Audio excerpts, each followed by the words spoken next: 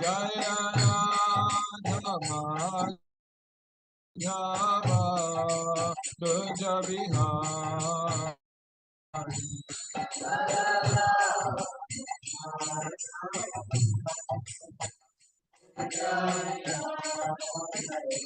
Gopi Janavallabha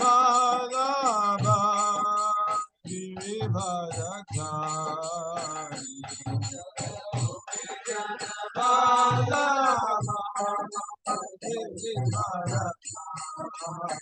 Yasoda Nandana Bhaja Janarandana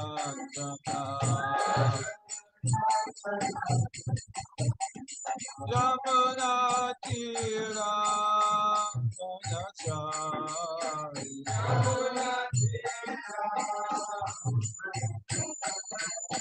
Jaya Madhava Kunja Vihari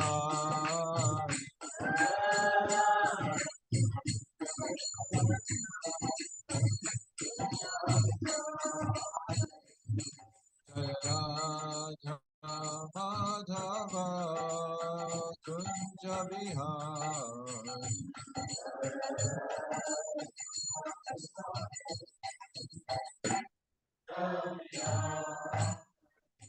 Rantaraj Srimad Bhagavatam Ki Jai, Srila Prabhupada Ki Jai, Shri Gaur Jai.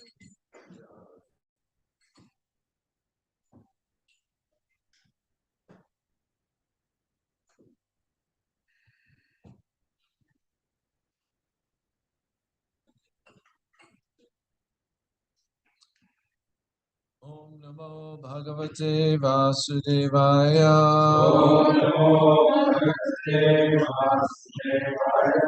Om Namo Bhagavate Vasudevaya. Om Namo Bhagavate Vasudevaya. Om Namo Bhagavate Vasudevaya.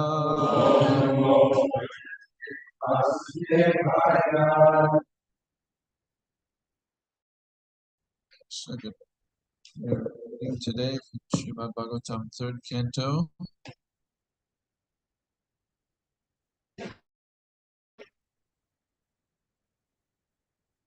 chapter 12. Chapter 12, and just the first 3 texts. The chapter is called Creation of the Kumaras and Others. So we're in the midst of hearing of the creation, and what a chapter you just went through. Everybody knows how to get around without one now. You know everything about time. So now, again, the creation is such a vast thing. This is not the first time, and it won't be the last time we hear about creation in the Srimad Bhagavatam. It's one of the repeat topics, mainly because Srimad Bhagavatam is being presented for those who are in the material world and who are grappling with this very nature that is keeping us here. Today's verses come to the root of those things, or that mentality, or that influence of Brahma's creation that keeps us here. So we'll just read the first translation, then we'll chant together verse 2, Sanskrit. Sri Maitreya said, O learned Vidura, so far I have explained to you the glories of the form of the Supreme Personality of Godhead in his feature of Kala. Kala is the time fact. Just heard it. Now you can hear from me about the creation of Brahma, the reservoir of all Vedic knowledge. So text 2, let's go to the center.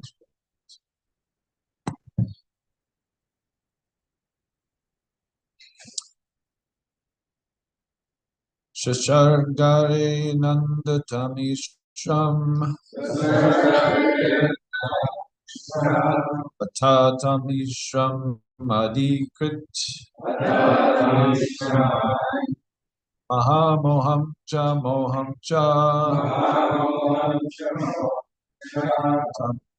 Tamas Chanjana Vrittaya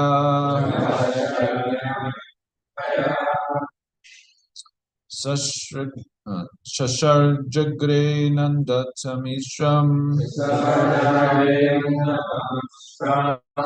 Atatamishram Adikrit Mahamoham Tamascha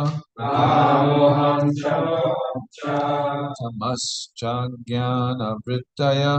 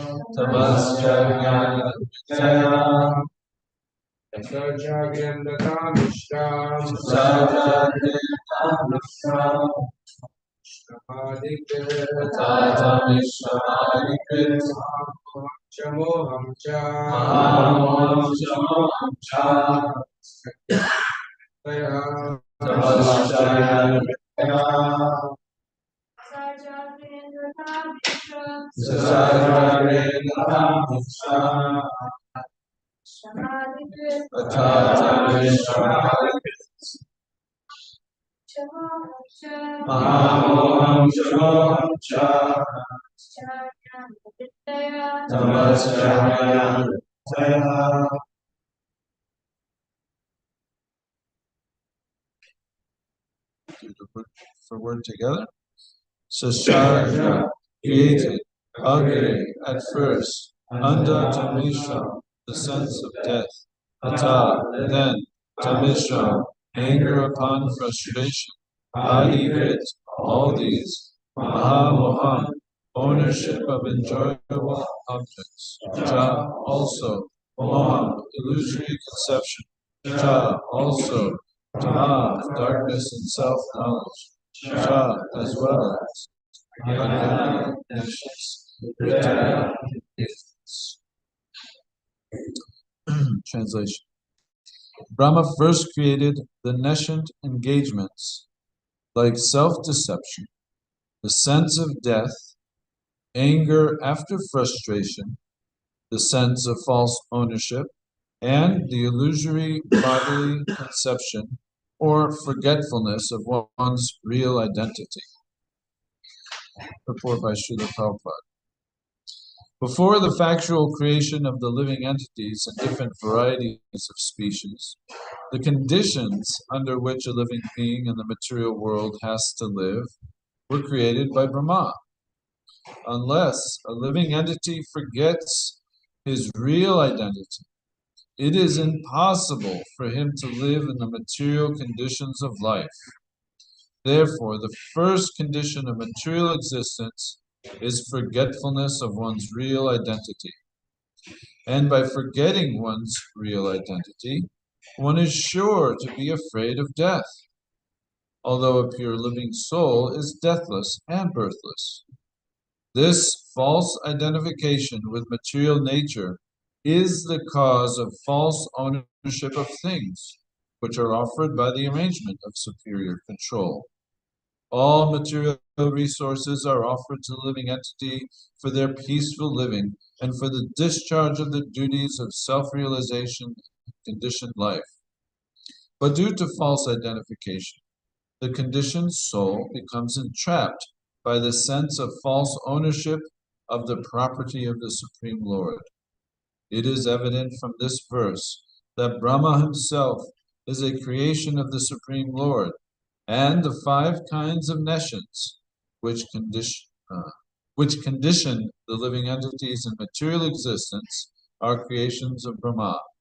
It is simply ludicrous to think the living entity to be equal with the Supreme Being, when one can understand that the conditioned souls are under the influence of Brahma's magic wand. Tanjali also accepts that there are 5 kinds of nescience, as mentioned here. And actually, I'll say this first verse together because it goes right with this verse. Om Agyana Timirandasya Gyananjana Shalakaya Chakshur Uditam Yena Tasmai Shri Vivena Shri Chaitanya Manobishtam Stapitam Yena Mutale Svaya Rupa Amayam Tadati Sapanam Panchakalpa Jisha Vipasadu Japanita. So first, just a couple definitions. Remember, first coming to Krishna consciousness as a young lad, the word nescience and nescient, these were foreign. These are actually Middle English words. They're not so common. So it's a long time before I could really figure out what those words mean. But it is from the word agyana, or ignorance. So nescience is in effect, it is ignorance. So this is the what Prabhupada is speaking here is that this is the condition. This is the only condition that we can actually live separate from Krishna. Can't live separate from Krishna on our own power, because we are naturally affectionate, loving servants of Krishna. That is our natural condition. So there has to be another condition which we're put into to be able to live separate from it. And that condition is nescience, or ignorance, being ignorant. And that's something that Brahma had to first create. This had to happen first, even before the injection of the living entities were put into the creation. First, the conditions of the nature itself, of the material nature, had to be covering potency to keep us from our natural inclinations. So there's a lot of material on the living entity, their desire to come to the material world. But here in this verse, the 5 kinds of ignorance are highlighted. And let's just take a look at them again from the word for word. So the first is the andatamisha. Andatamisha is the sense of death. So what does that automatically imply?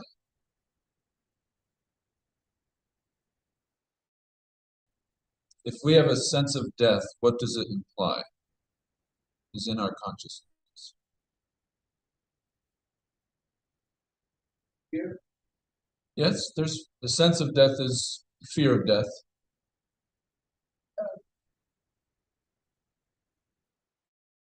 That death doesn't actually occur.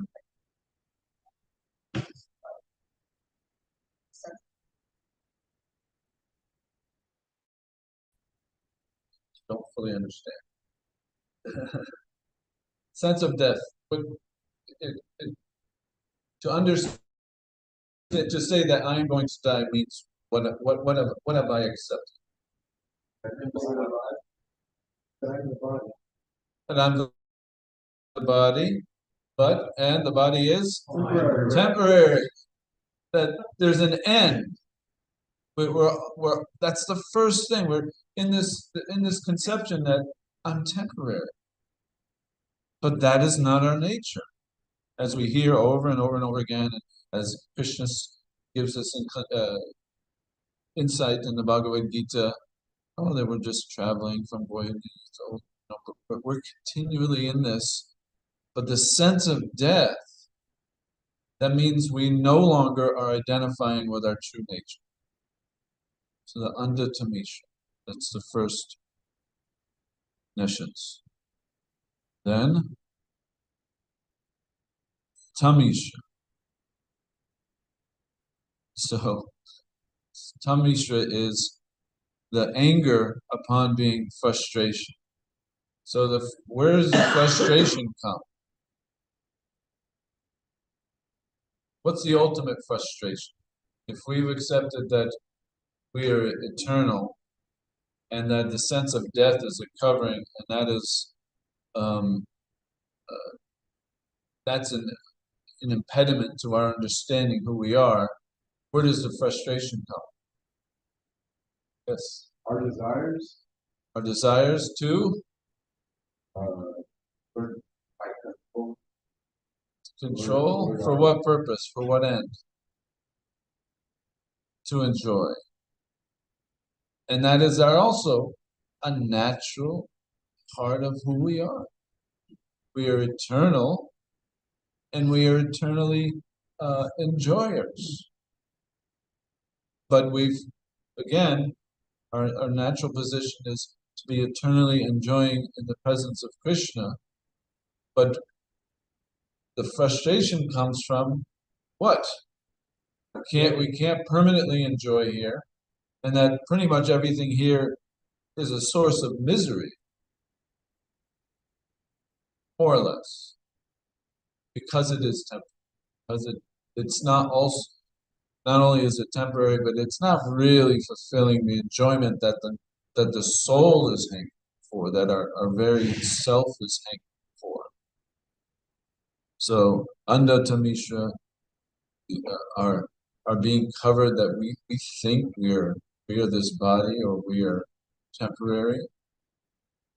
Tamishra, we're such frustration, because within this corporal body, we can't really enjoy to what the soul is hankering for. Then what's next? Maha Mohan. So the frustration brings about, okay, if I just had this, then I'd be happy. Or if I just had that, then I'd be happy. Or if I get the next one, I'll be happy. And it goes, and it's a maha, it's big, it's to think that we can enjoy objects of these senses, not these temporary senses. Think, so we keep piling things on. Here, have this now. Here, watch this now. Here, do this. Here, listen to this. Do this again and again, again and again. Life after life, we're trying to do that. And that's keeping us from understanding who we actually are. It's another layer. And then Cha Mohan. Mohan is illusory conception. Being illusioned that, oh, I see this, and it is this, or it is factually this, but it is not. We become illusion. This is one of also one of the faults of we have a tendency to be illusion, because the senses are imperfect and the senses can't perceive things as they truly are. And that's why this whole teachings, Vidura, Maitreya, and then soon Kapila and Devahuti, it's giving a teachings and foundations how to see the material nature, how to see, and then how to act within the material nature, and ultimately how to get free of the material nature. Cha Moham, Cha Tamas. And tamas is ignorance of darkness of self-knowledge. And when that happens, one forgets one's real identity. So all these things taken together, these 5 layers of nescience, ajnana, these 5 layers of ajnana, they're covering us. And ultimately it is because that's what we wanted.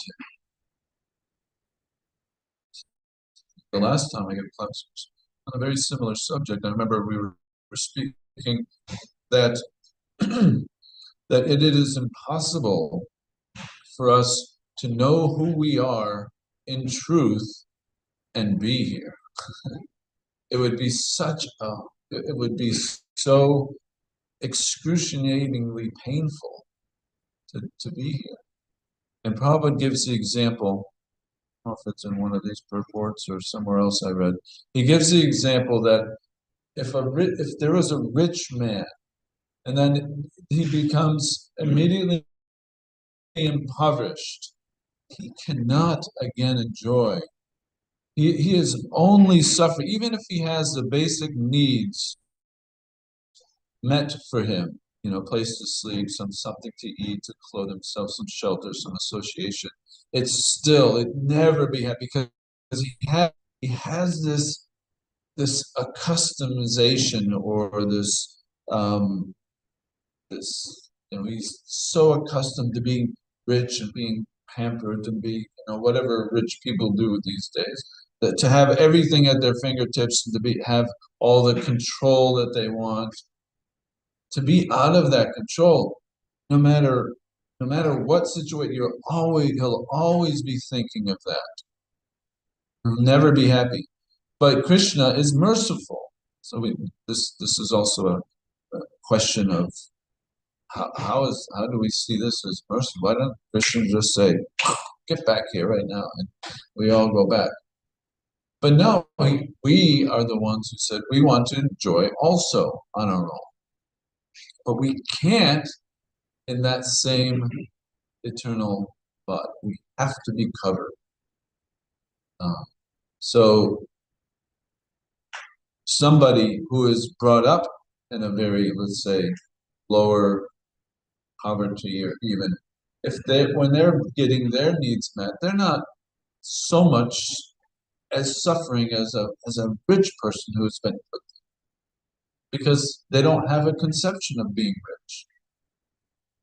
Just like how the world is so horrible these days that relatively we are so fortunate. We're very fortunate in this particular part of the world. There are people being born into 50-year wars, and where all they know is war. But still, you see the correspondence out there. Kids are still playing in the streets. They're still doing things. They're still learning. They're surviving because they have no conception of living without war. So unless we have a conception unless our conception of being eternal servant of Krishna is covered, then we couldn't actually come here to do what we wanted to do. We wanted to enjoy separate from Krishna. So Krishna instilled through Brahma the ingredients to be covered, and to try our best at enjoying. But then after time, in the next verse in purport, speaks about, first there's a little despondent Brahma. It's like, after seeing this misleading creation, created this thing, then he was like, oh boy, wow, I really did it. Really made something. It's quite a trap I've made. Brahma didn't feel much pleasure in his activity, and therefore he purified himself by meditation on the personality of Godhead. Then he began another term of creation, or he went on to the next thing. And in the purport there, Prabhupada is first he acknowledges Brahma has a thankless task, but he had to do it because most of the conditioned souls wanted it to be so. Lord Krishna says in Bhagavad Gita, he's present in everyone's heart and is helping everyone either to remember or forget him. The question may be raised. This is the question we always would ask after hearing a class like this. Why would the Lord, who is all merciful, help one remember and another to forget? Actually, his mercy is not exhibited in partiality toward one and enmity toward the other. The living entity, as part and parcel of the Lord, is partially independent because the partiality because he partially possesses all the qualities of the Lord. Anyone who has some independence may sometimes misuse it due to ignorance. When the living entity prefers to misuse his independence and glide down towards nescience, his ignorance, the all-merciful Lord first of all tries to protect him from the trap, but when the living entity persists in gliding down to hell, the Lord helps him forget his real position. The Lord helps the fallen living entity glide down to the lowest point just to give him the chance to see if he is happy by misusing his independence. So again, you could say it's mercy, and you can say it's not. Some people could say it's not. There's actually a very nice thing in Jaiva Dharma, Bhaktivinoda Thakur. He speaks on this very point on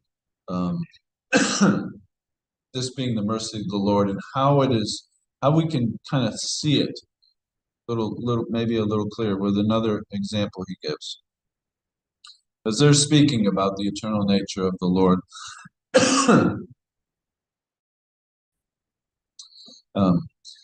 What should be said about this? Because the question is, why must the individual souls suffer?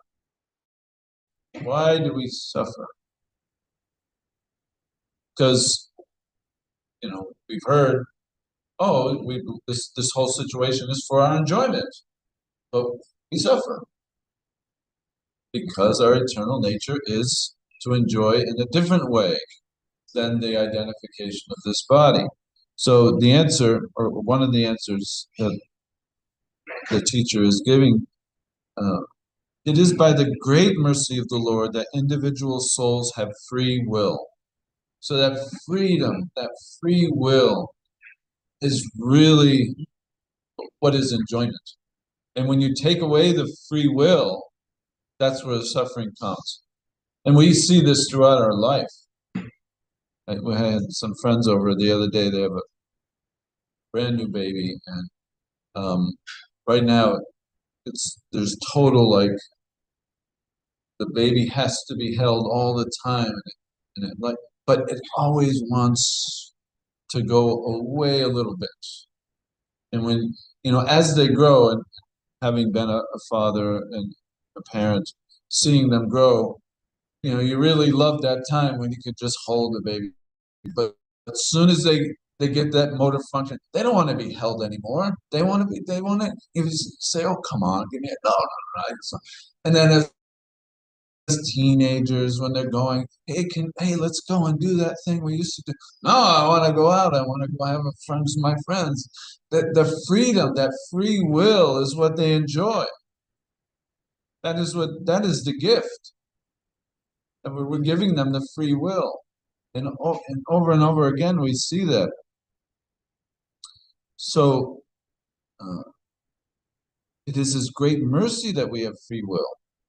Inanimate matter is very lowly and unimportant because it has no free will.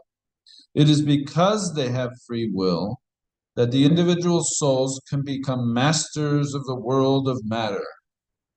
So, because of the free will, we've come here. And this is Krishna's mercy. He's given us the mercy, given us the playground, so to speak. Playground, it's not up to code, you could say. It's a very dangerous playground. Pain and pleasure are two destinations the mind can attain. So as soon as we start identifying with matter, there's happiness and distress. All these dualities come into existence, pain and pleasure. What you and I may call pain, another person who is attached to it may call pleasure. All material pleasures bring only pain at the end. They do not lead to anything but that. Therefore, a person attached to material pleasures becomes unhappy at the end. And then he begins to give us some hope here. When that unhappiness becomes very acute, so we see the unhappiness to a certain state, we're still gonna fight because these five different types of nations are. We get frustrated, but okay, we're gonna power through this. We're gonna enjoy. Just got to do a little more work and get a little more things. Got to get that newer thing, shinier thing, or this better person to be with. But when it becomes so acute that say, wow, there is really nothing here. The soul begins to desire happiness that is not mixed with those sufferings. So this is the inclination. We hear different parts of the Bhagavatam, this awakening of the soul and the inquiry and how the Lord immediately catches that and he'll send a devotee, he'll send a representative to bring us home again, to give us the torchlight of knowledge, to free us from that ignorance. From that desire comes intelligence. So here's a little progression. So we start to, then all of a sudden we start to be able to see things analytically, as we'll hear throughout the Sankhya Yoga section of this Bhagavatam, third canto. Be able to see things. Oh yeah, the interaction of this and this causes this. So we start to use our intelligence to make better decisions. And from that intelligence comes the spirit of inquiry. Okay, I may be getting through these things a little easier, but is there something more? Is there something that actually gives real happiness? Not just the avoidance of pain, because that's where the intelligence starts. Okay, how can I avoid pain? That's one attempt. But okay, well, what about, is there real happiness? So the sense of inquiry becomes. From the spirit of inquiry comes association with saintly devotees, saintly persons. From association with the saintly persons come faith in spiritual life. These are the progression of Goswami has chalked out from Adava Shada, Yata Sadhasa. And from faith in spiritual life is gradually elevated. And this last two lines are very impactful. In this way, what began as pain became at the end the giver of auspicious happiness. Unless we have come here, Krishna's given us our free will to come here, and unless we did that and suffered to such an acute point where we turned back to Krishna, we would be here for a very, very long time. We have been here, but the suffering had come to such an acute stage for all of us that, oh, what is out there? What's more?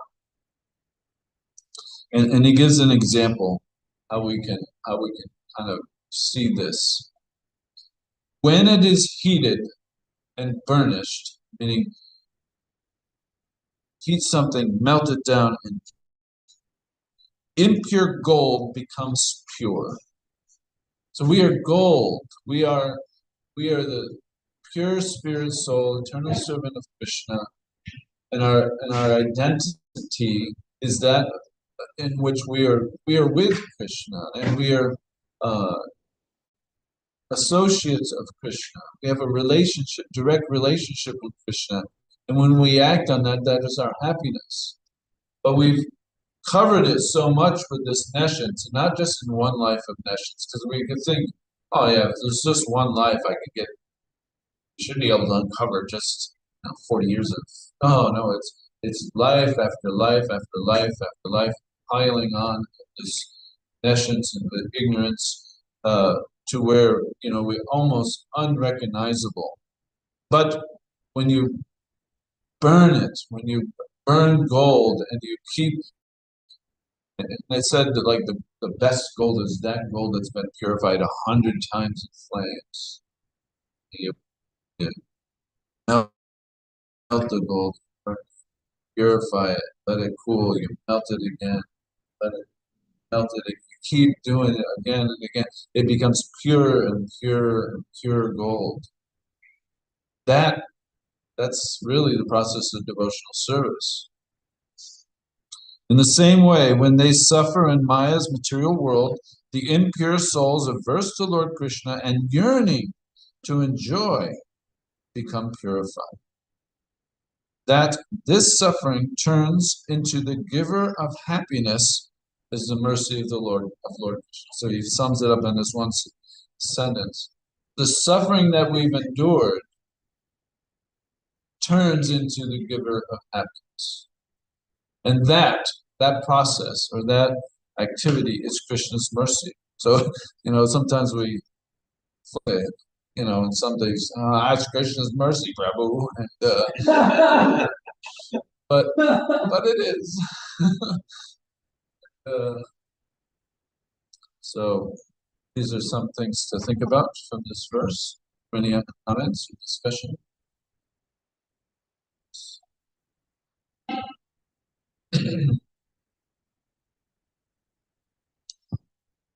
Thank you very much. I had a quick comment. Maybe you could also comment on that about nature of happiness. And there was this big psychiatrist, and he said, I have very rich clients and I have very poor clients. And he said the rich clients are much more unhappy. He said the reason is the poor people still have hope. When I get rich, I'll be happy. Yeah.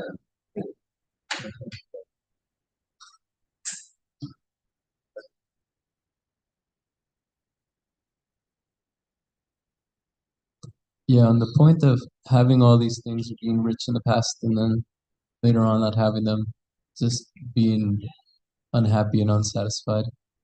Yeah, I'm just curious because, we also come before moving into an ashram with many comforts, much independence, much, just things and lifestyle and stuff like that. And then we come in here and maybe at first it's really fun, something new, but then we become frustrated after some time. And I've had that experience. But yeah, I'm just curious, like, where does this shift come? Like, how is it that then we're able to stay Where? here, like doing this thing, even though we don't have. Yeah, as we mature and grow, even within this lifetime, we have different desires at different times. And at one point, you're frustrated, probably wanted to hear, got some intelligence, you want to associate, so you come here to live. And yeah, you gave up a lot to do that. But then again, we have a long lifetime here. And we have to survive as best we can, given with the tool that we've been given. And so, however, it's not that, okay, I need some comfort, therefore let me give everything up and get the comfort again. Now you'll be, what is it, armed with the torch of knowledge. You're now armed with the torch of knowledge, you can go out and you can, see things differently. And yeah, you may still, because again, it's not that we're gold yet. We're done with the burnishing process or the purifying process. The purifying process will last our whole life, and it may require many lives. We don't, but we are armed with this knowledge so that when we can make decisions. But okay, I do need some comfort more than the ashram can provide me, or I want to have a household at this time in my life, which is natural. But again, we're armed with the knowledge to not then all of a sudden, okay, now I'm just going to dive in and let the neshes again cover me in frustration and ignorance. But keep using those, and we never give up the association of devotees. We keep contact and we keep our practices. And so it may slow down a little bit at some for a period of, but it never stops, or you can't let it stop. You shouldn't let it stop. But then it'll again pick up steam again later as because there's the fire of and also there. It's not easy It's not easy in any ashram or state.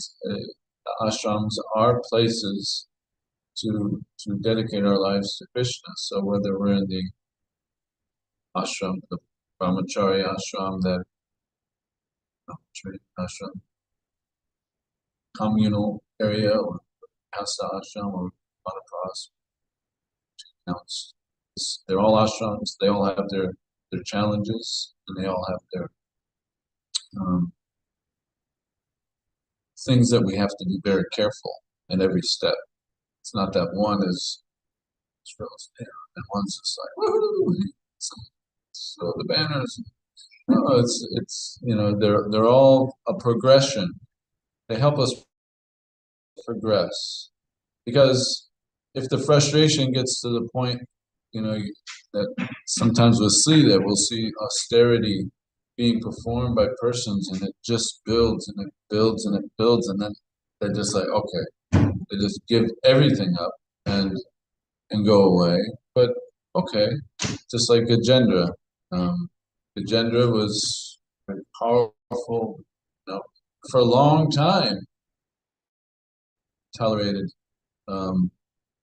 or for a long time he was in the grasp of the crocodile, because he was in a situation. So for those who don't know, the big majestic elephant, king of the elephants,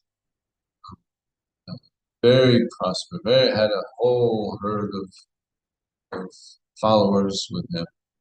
He went into a lake, and a crocodile grabbed his leg.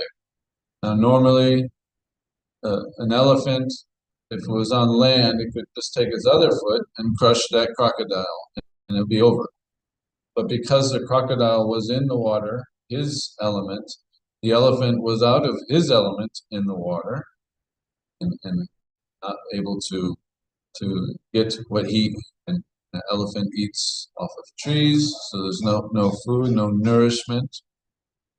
But the crocodile had all his nourishment right there at his snout tips, and so he was getting stronger. The elephant was getting weaker, and so Prabhupada has written some amazing purports in that section of how one being properly situated, we must do that, and then we become strong. So at first, sometimes to like just make a break from the material world, yeah, we give almost everything up. We have two dhotis and two kirtas, and a little notepad, and that's it. And that's a place to lie.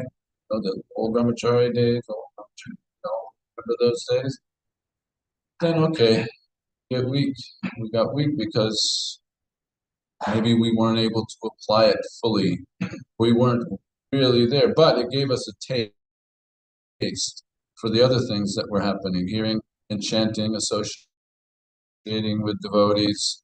And then when we, okay, now I'm going to go and set up my own place, living place, you're going to think, oh, okay, how can I have the central point in the home an altar, as we have the central point in the ashram as an altar, or a temple as an altar?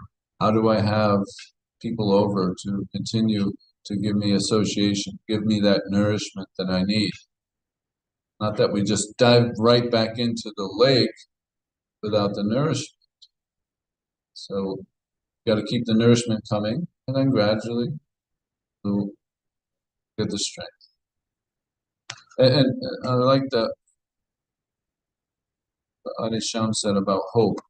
There's just a 3-verse song Bhaktivinoda Thakur wrote about nescience, becoming free from nescience, and he uses this ashabija, this a little bit of hope for it. And so we begin, Hari, oh my dear Lord, Hari, by the bad fruits of my past activities, I have slipped and fallen into the waters of the ocean of nescience, ocean of ignorance, the material world. And I have been thus bobbing and sinking beneath the waves for a very, very long time. So sometimes we're bobbing, we get a breath, and we say that as enjoyment. The old example of like, if you're dunking somebody to drown them, when they come up from the water, they take a breath. If we call that enjoyment, that's not really enjoyment. But we're bobbing, and we're sinking. So that's the life in the nations. For a very, very long time, swimming and swimming, I've not been able to reach the shore. Never really get free from the nature of the world. Dukkalayam ashastratam. It is full of misery and it is temporary. You just heard all about time. But this is temporary. The material world is time. I've not been able to reach the shore, for this ocean of material existence is unlimitedly vast. Becoming completely submerged and drowned in this ocean. So this comes to the acuteness. And we realize the acuteness of the suffering. As it said in Jayavadharma. I have loudly called out with great distressed voice for someone to come and rescue me. At that time, you came to me, O Lord, knowing that you are the safe shelter at the shore of this fearful ocean has given me a ray of hope. So it's such a beautiful thing that we can incorporate into our lives that, we've suffered and we've called out, been able to call out. And with kirtan, we call out. We're not just making a chorus, and we're not just calling out to Krishna, please. Chaito Darpana Marjam, free me from this nescience that's covered my mirror for so many lifetimes. You, my dear Lord, are actually made of compassion. I have become convinced that you are the original source of the highest form of causeless mercy. Now this most fallen rascal, Bhaktivinoda, will no longer reject me. For I, the befitting object of your causeless mercy, have attained the favor of He who abounds in causeless mercy. So that's the humble aspect of the devotee. Not that, I've learned Sankhya, I've learned this, and I got everything under control, I know how to manipulate everything. But no, I am always like, just at any moment, as soon as we look at the material energy, it is so engrossing in some ways that as soon as we engage in any material activity, we feel the pull, the binding, it's pulling us, and so we're always anu. We're just tiny. We're just so tiny, and if we admit that, we can say, then we can actually call out to the Lord and ask for His mercy, because He is causelessly merciful. He can help us throughout any stage. We all have to do that. Sometimes we have to do that in the ashram too. Need a little fish, please. We are out of time now, so thank you very much. All glories to Srila Prabhupada.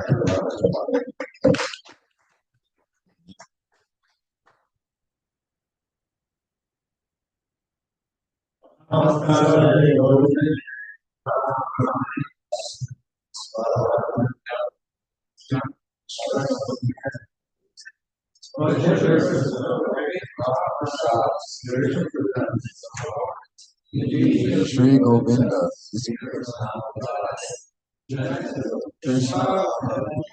Krishna.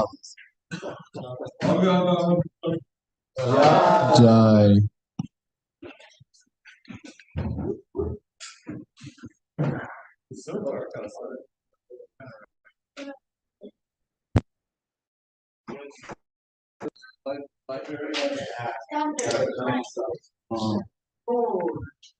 Yeah. But it was benefited Bring it inside. No, it's outside. Hare Krishna, Krishna Krishna.